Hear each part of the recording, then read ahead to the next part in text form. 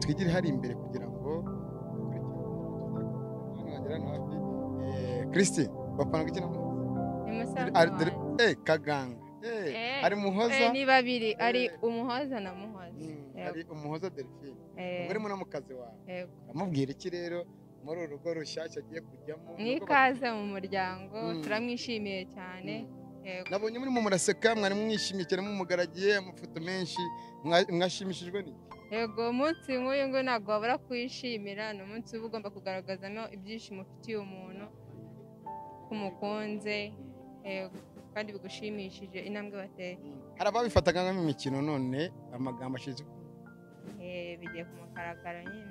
Muhoza ati hari abaduteze imitego mitinde ariko twarayisimutse hari abaduteze imyobo twarayisimutse abo ngabo babwira aho ngabo nyine baswaza. Yego. cyane cyane Muhoza abanyamahanga baramushyigikiye ubona ari iki cyatumye Muhoza na Kaganga babashyigikira cyane cyane bakabafata nk'abana babo dore ko babashyigikiye cyane ari ababyeyi ni abana b'umuco barangwa n'umutima mwiza bakundana.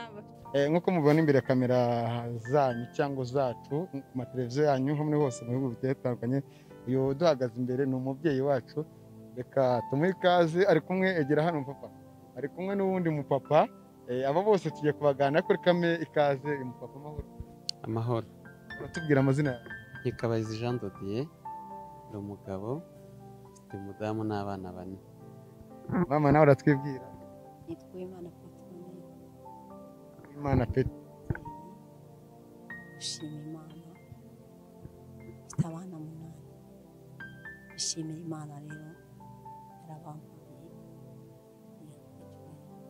habwa icyubahiro natwe tuvuye ngo Imana ikomeze ihabwe icyubahiro kandi ikomeze barere icyoroshye ibabe hafi mu byiza gusa ko nyine nabibi nabifuriza Uwiteka bahozeho ryoroshye ukaba uri mama wa Adelphine Muhoza ndi mama wiwe hano amajije kwanza Muhoza Adelphine gukora ku idarapo yemera yuko agiye kuba umugabo na umugore Kaganga akamubera umugabo ndavuga Kaganga kuko niwe bazi cyane kuko nawe yitwa Muhoza ariko kumva ko cyangwa kubona umwana wawe azamura akaboko akarahira ku idarapo ry'u Rwanda yemera ko agiye kuba umugore mu bandi byakiriwe nishimwe rikomeye ngewe mbese sinabona uko mbivuga nishimye twanezerewe kuko Muhoza mu mibereho ye yabayeho mu bwana bwe ari umwana mwiza witonda ariko nyine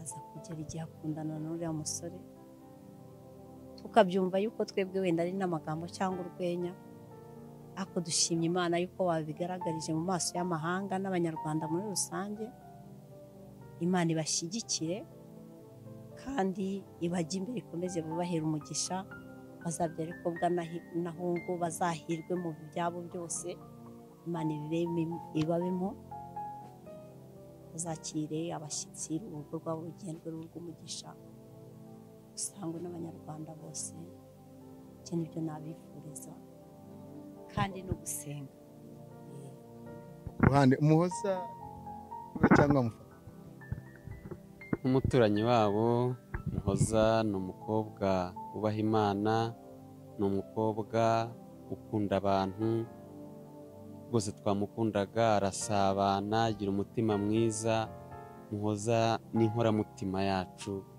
ni imfura pe ni imfura ni umukobwa wubaha igihe tumaranye nta kibi nigeze mubona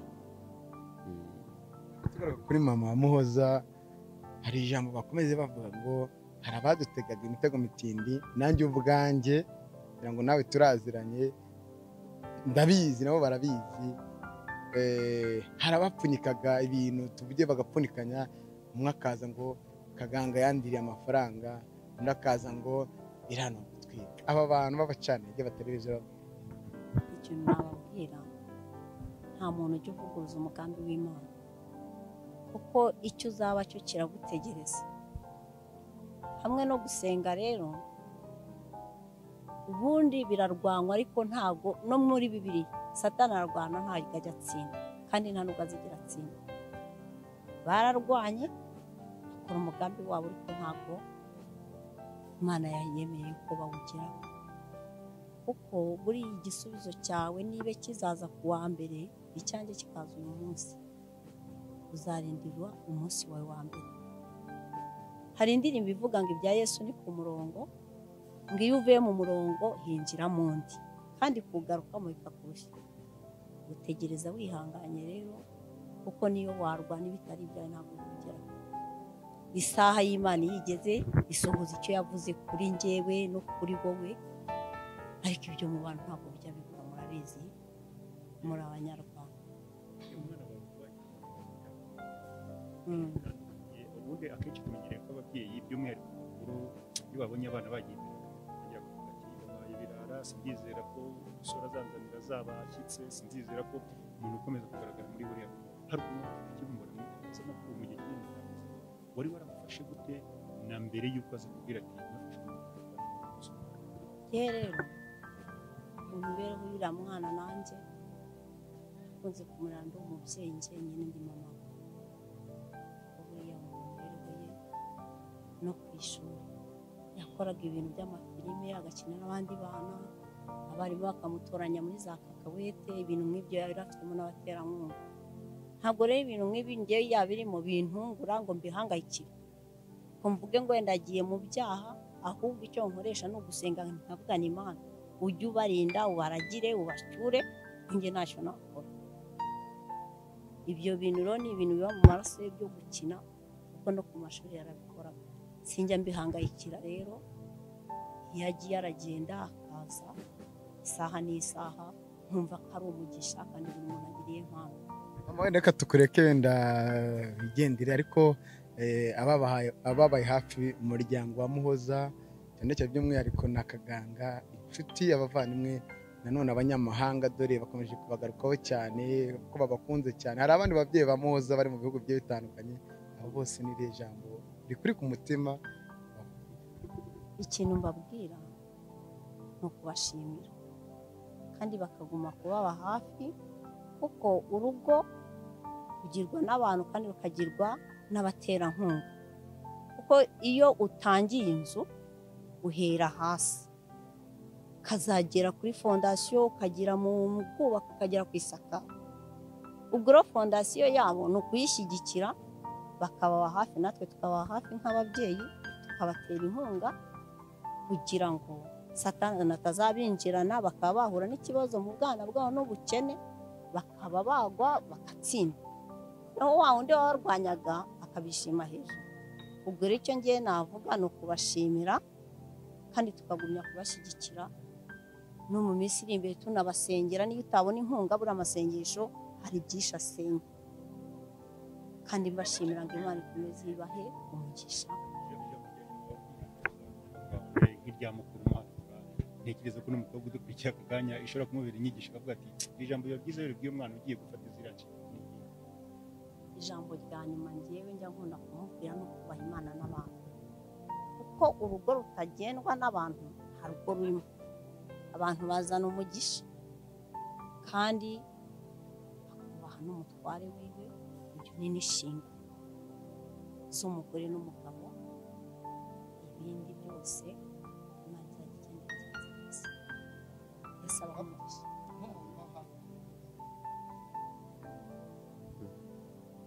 Ujye kugenera Muhoza mu rugo rushyashya ajya gushinga, nubwo wenda batangaje ko itariki bari baratanze yigijwe imbere, ko hatari bitaranozwa, ugiye gukora iki nkana?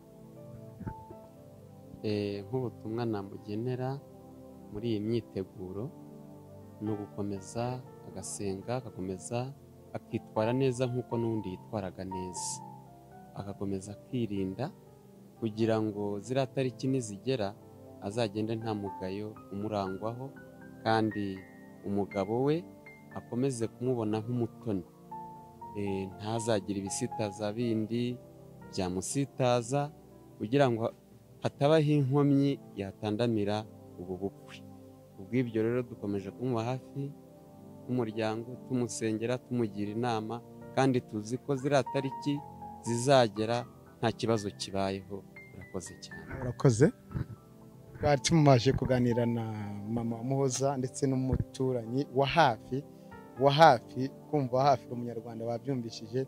Reka wenda tubareke murebe byinshi bigiye gukurikira ibi ngibi, mukomeze murebe byinshi bigiye gukurikira. Abafite umwanya wo kuvugana na Muhoza, inomero ziri aho ngaho kuri sikirini muzamuhamagare.